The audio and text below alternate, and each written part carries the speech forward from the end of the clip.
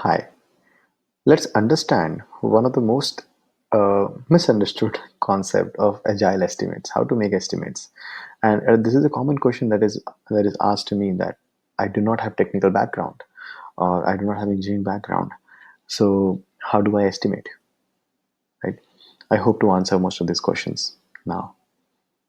So the first concept that you need to understand when you're estimating any kind of work in agile scenarios is person hours. Okay. What is person hour is basically what is a work that can be completed in 1 hour of uninterrupted effort. That is one person hour. Very simple. Uh, it typically the person hours simply measures the effort needed to complete one task. Okay.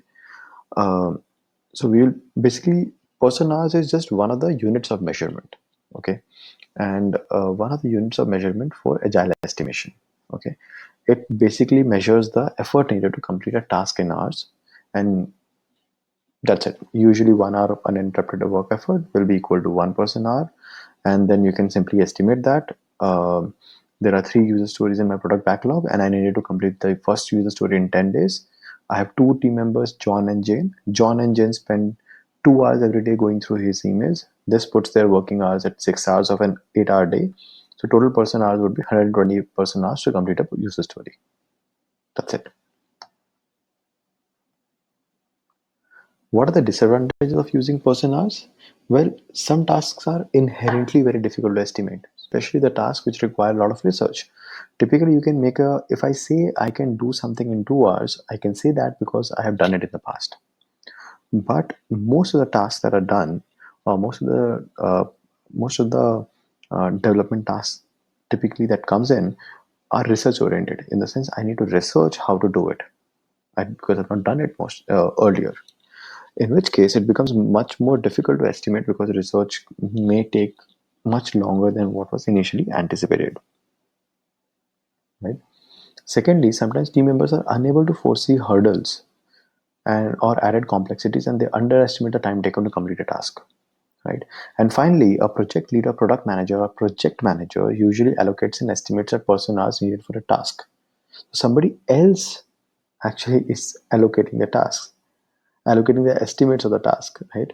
Sometimes they may overlook the lack of experience in certain members of the team and allocate them a shorter period of time to complete a task, where in reality they would take much longer, right? So these are the disadvantages of personnel. So it works perfectly only in the scenarios where the person that you're assigning the task to has already done it in the past. So you can give a more or less accurate estimation of the time.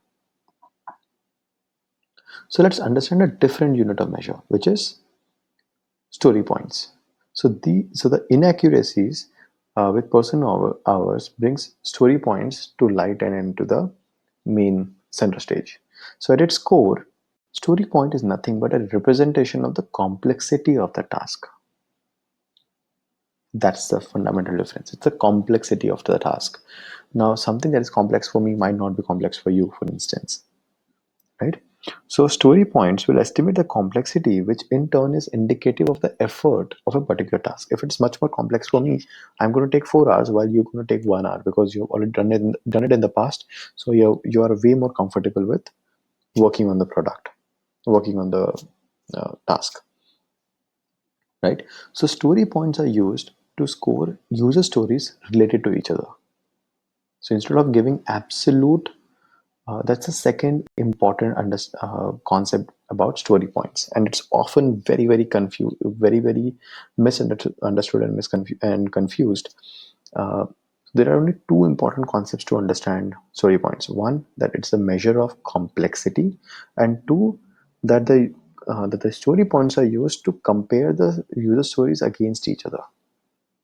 Okay, the scoring that you're giving, it's relative, it is not absolute. Okay, it's ordinal, it's not cardinal. Okay. um, so story points, they will estimate the effort rather than amount of time, and story points will define the size of the project, in other words the related complexity of the project. Typically the size of the stories is estimated in the Fibonacci series, that is 0, 0.51, 3, 5, 8, 13, right? At times um, they're also estimated using t-shirt sizes. small, medium, large, extra large, and so on. So in this case, what happens? Um so let's say you have 3 user stories in your product backlog, and you take these 3 user stories to your team of developers.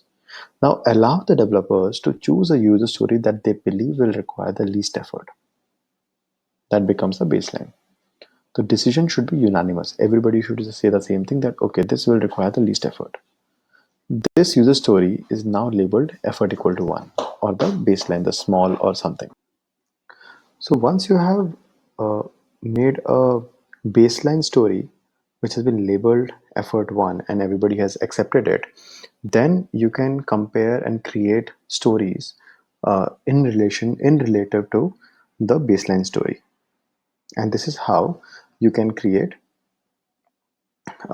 this is how you can make story point estimates, right? Let's look at another example. So user story 1, as a cloud user, I want to open an existing file on XYZ platform so that I can view it. User story 2 is, as a cloud user, I want to save a new file to XYZ platform so that I can view it later. And user story 3 is, as a cloud user, I want to automatically backup files to XYZ platform so that I have a remote backup of my system. Now let's say John, Jane, and Jim, which are the 3 developers, the developers for this platform, are in a room with you as a product manager. You ask them to pick the user story that requires least effort. Now let's imagine collectively all 3 pick out user story 2 as the one that requires least effort. So this story earns 1 story point of effort, or whatever the smallest unit that you're using. If the t-shirt size, let's say it's XS, that's the extra small, right? So the effort equal to 1 story point. Now say they collectively decide that after user story 2, the least complex user story is user story 1. So then user story 1 gets 5 story points. Right? This means that user story 2 is more complex as compared to user story 1. And that is how you can create estimates across the different user stories. Once you've created it and you have started running a sprint, after a couple of sprints, you will get a certain idea that the entire team can work on in a certain sprint of, let's say, 7 days.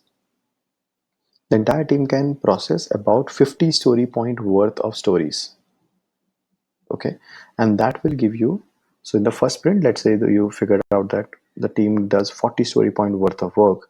The second one, they did 50 story point worth of work. So you're getting to a point that between 40 and 50 is the total, is the average sprint work that can be completed. So why would you use story points? So as you can see from the examples, story points do not target an individual, but rather an entire team. It is a score that is given by a team unanimously. Therefore, it brings in a great deal of flexibility. Let's say your team members change, but the project remains the same. Had you been using person hours, you would have to re-estimate the hours for the entire project based on the person hours your new team member were available for. This changes the timeline of a project. On the other hand, by using story points, the complexity of a user story stays the same, right? And that's why the estimates would not change.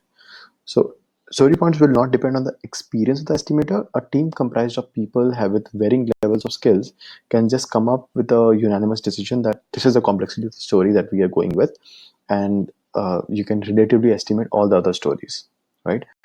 It will also become very easy to track velocity, because now you have a single coherent unit of measuring the distance, you can say, right? Velocity is speed over distance. Um, sorry, velocity is distance over time. So the distance or displacement over time. Sorry for my physics. But once you have a story point, you can actually have a much better estimate of the velocity, right? And since there's no re-estimation required, you can have much more flexibility in your entire staff. Next concept that is very important to understand is velocity.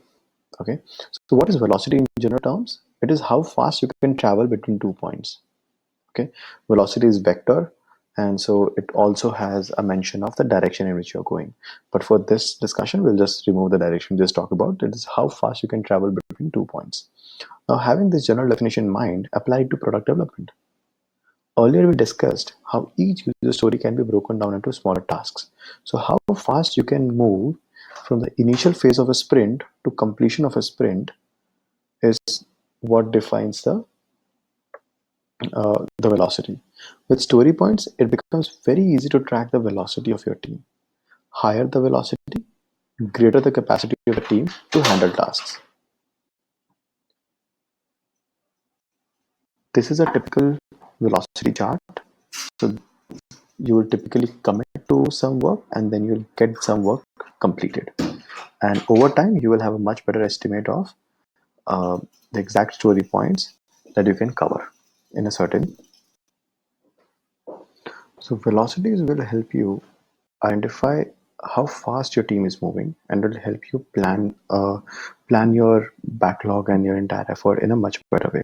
The goal of the team should be to increase velocity, and during retrospectives, you can discuss what can be done to improve the velocity. Typically, when you monitor velocity over time, for a new team, the velocity would increase gradually, and for an existing team, it is important to maintain the velocity. If the velocity decreases, it's an indication that there's an inefficiency in the sprint or there are flaws in the team's estimation. Jira can do this velocity estimation. Trello and other tools do not have this so much. So to conclude, agile estimates, I will suggest and recommend that you start using story points as soon as possible. Typically, when the team is small, one or two people large, then using person hours is okay. But when the team increases, story points will be much better. It will give you much better estimates. That's it for now. Thank you.